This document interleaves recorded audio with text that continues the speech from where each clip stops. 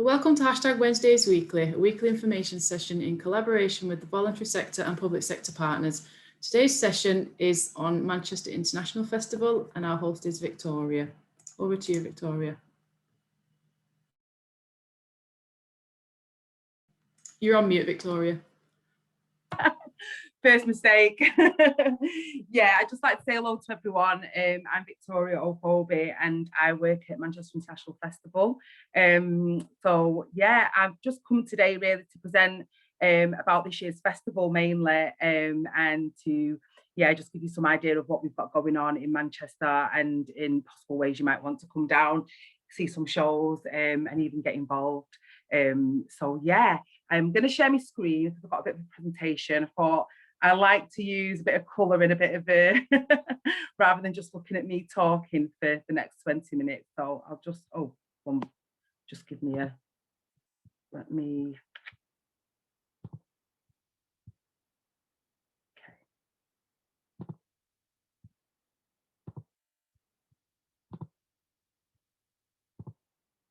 There we go. Can we all see that? Can everyone see that? Yeah? Great. Okay, so as I just said, I'm Victoria and I work at Manchester International Festival. So just before we get into it, I just wanted to just share a little bit about the festival itself. We're a biannual festival, which means we happen every 2 years. First festival started in 2007, and this is our 8th festival, which is amazing. We've been going for 16 years. Wow, I've not been here that long, but yeah. So we started as an artist-led festival, presenting new work from across the spectrum of performing arts. So most of the work you see at the festival is actually brand new work, never been showcased before. So we're really intent on commissioning new artists to create brand new work and to really explore their practice. Over the years, we've attracted some really big names. So Snoop, Yoko Ono, David Lynch, Janae Morel, New Order, Bjork, Steve McQueen, Maxine Peake, Damon Olban, among many, many others. We work with artists from all over the world, nationally and internationally, creating opportunities both for local artists as well. A bit about me and my work, the work that I do. I am the community connector for Manchester International Festival. So essentially my work is about being out in the community, meeting people, building relationships, connecting with individuals, community organisations, partners, stakeholders, and just building relationships, making sure that a lot of the work that we do gets out to people, in particular people who may live in areas that don't usually engage in the festival. So we're really kind of conscious of community and how important it is, and that we build relationships within communities and we understand and know communities. So a lot of my work is about connecting people into the festival. So I might meet people while I'm out and about who are interested in writing or visual art or digital, and I'd hopefully be able to kind of point them in the right direction as to how they might engage with the festival or shows that they might be interested in. I can link them into skills and training, job opportunities, participation on some big commissions that we have. And I also work with a small team of community neighbourhood organisers, I should say. And currently we've got 6 neighbourhood organisers that are placed in various areas around the city. We've got one for Rochdale, we've got Nikki who covers Rochdale, and basically the idea behind the neighbourhood organisers is to have actually people within communities relaying information that's going on with the festival, and also letting us know what people want to see. So we've got that kind of two-way communication. So onto the fun bit. So we have got a festival this year despite COVID, and the team have been working really hard to put on something extraordinary and exciting for the people of Manchester and the surrounding boroughs. We've got a selection of free events, we've got live music, live performance, dance, visual arts, exhibitions, talks and discussions. We've also got an online digital program as well for people who don't want us to still kind of a bit nervous about leaving the homes. So the festival can be enjoyed this year on through many different platforms, and we're really hoping that there's actually something for everyone. So I really don't know what's happened there. So I just wanted to take you through some of the free events. I'm not going to talk about everything that we've got going on because the programme is quite extensive. But yeah, I just wanted to talk a little bit about, some of the free events we've got going on. So we'll start with Big Ben, which is Big Ben lying down with political books. And it's a major artwork by an artist called Marta Minujian. She's Argentinian and she creates large scale works that put social engagement at the heart of everyday life. And basically she's building this humongous structure of Big Ben, a 42-metre replica, which will be installed in Piccadilly Gardens. It's going to be made up of 20,000 political books that have inspired politics, British politics in particular. It'll be a huge landmark and hopefully inspire some fantastic conversation. You can experience that for free. You can just come down, pass by if you're in the city centre for any shopping, but also you can also get a ticket and actually go inside it. The great thing about this installation as well is that when it finishes at the end of the festival, we're going to be giving all the books away to people. So there'll be 20,000 copies of political books given out across the city, which I think is just, yeah, pretty fantastic. Then we've got Caption in the City, which is basically it's captions across the city, and it's by an artist, a US-born artist, who's based in Berlin, called Christine Sun Kim. And basically, a lot of her practice is about how we experience the world through sound, through music, and through sign language. Christine is deaf. Yeah, her practice, she uses anything from music to sound, sign language, and basically she's coming to Manchester to install captions right across the city. And you'll be able to either experience them through following a specific route that you can book on, or a tour, but also you can just stumble across her captions if you're in the city centre at any time. The captions will be playful, powerful, and political. Some will be descriptive, depicting the world that surrounds us, but others will be more poetic, asking us to think about what we perceive and understand about where we are. So yeah, really interesting project, and again something that you can just kind of experience being within the city. And then lastly, we've got Portrait of Black Britain, a really powerful piece by artist and activist Cephas Williams. Cephas is quite famous for a project he did a number of years ago called 56 Black Men, where he basically took really high profile Black men who were barristers, doctors, whole range of professions, and put them in black hoodies. He made portraits and then put them right across London.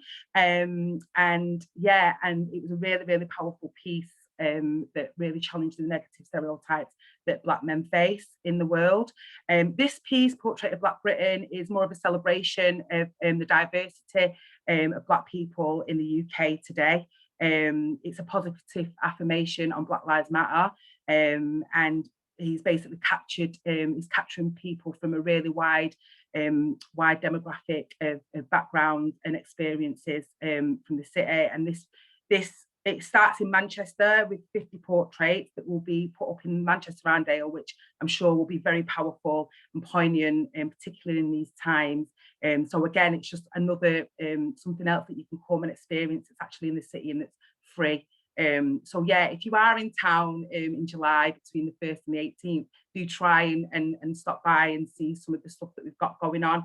We've got more free events as well, so I'm going to be sharing our website at the end, so you can pop on there and have a really good look about at some of the things that we've got going on this year.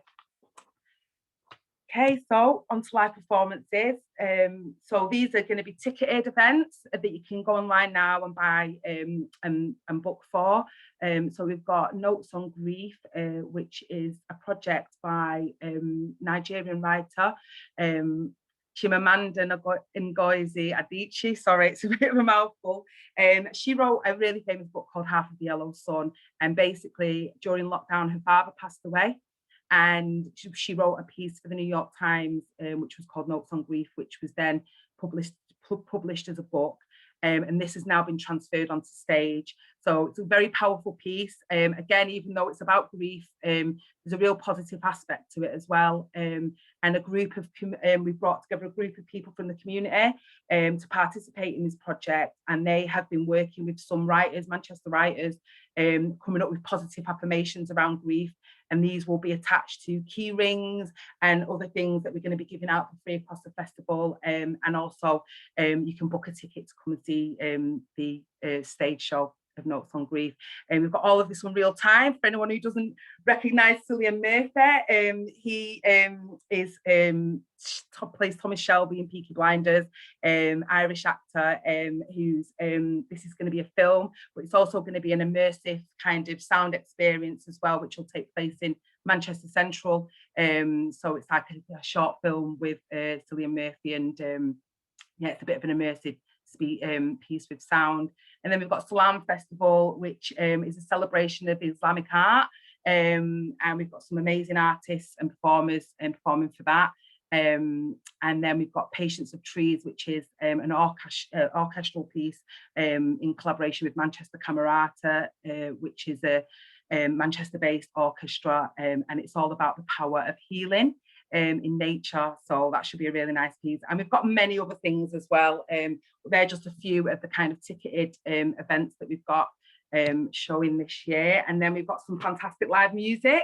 Hopefully you'll recognise a few of these faces. We've got Patti Smith, artist, activist, icon, singer, performer, all those things. She's going to be performing with a live quartet.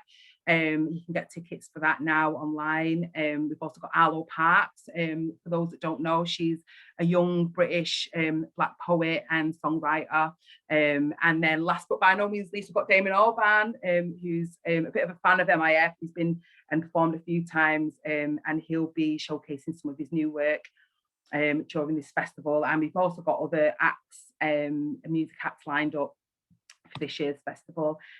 And so I'll bring you on to Festival Square. For those who have never experienced Manchester International Festival before, each year we take over a space in the city centre. It's usually been Albert Square, which is just outside the town hall, but because the town hall's having work done this year, Festival Square is going to be situated just behind what used to be, I still call it Urbis, but it's actually the Manchester Football Museum now.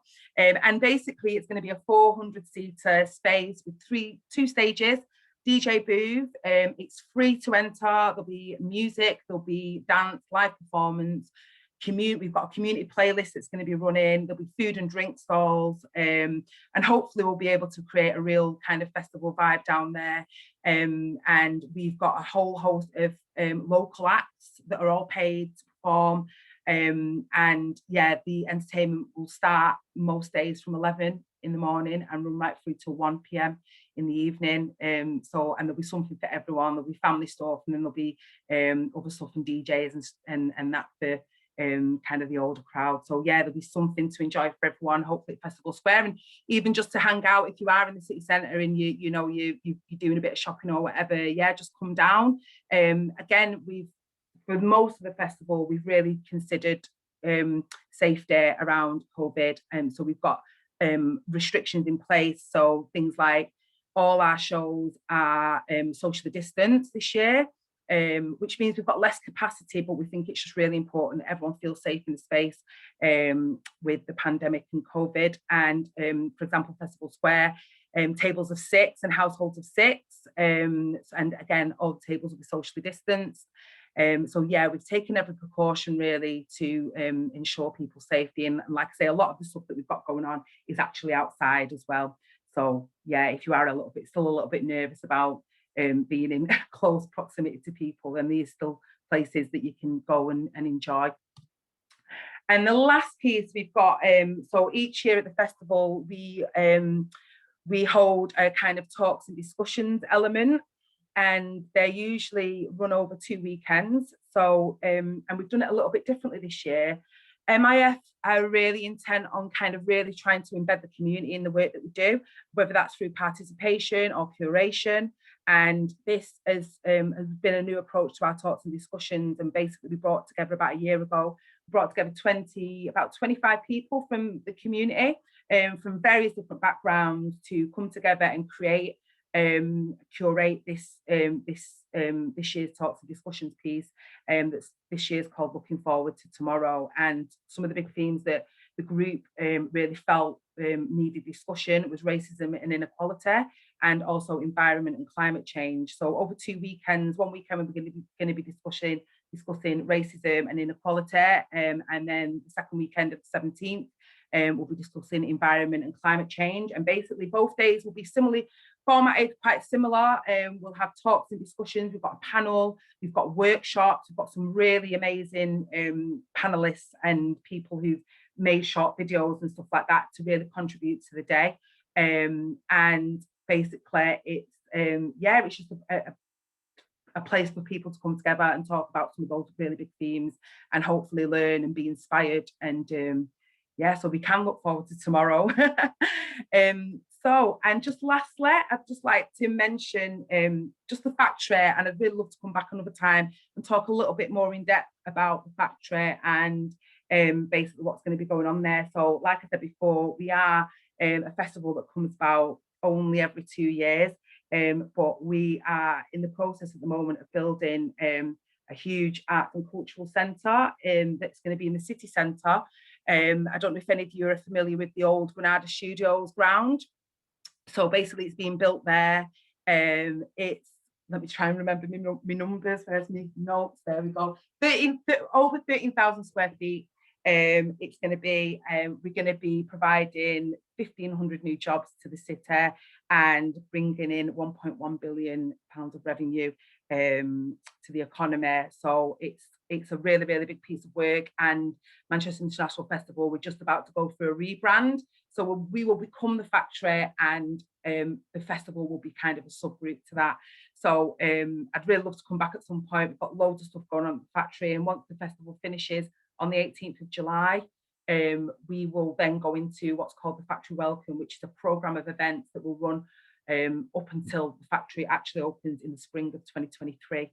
So we've got some really exciting projects that not only you can come and see, but also hopefully participate in as well. A lot of our work now moving forward is going to be participation work. So working with the community, bringing the community in to create stuff together with some of the amazing artists that we bring on board. So I think I've covered everything. Any questions? Hi. So yeah, I wanted to ask where the talks and discussions are going to be held. I don't know if I missed you saying it. Let me just, yeah.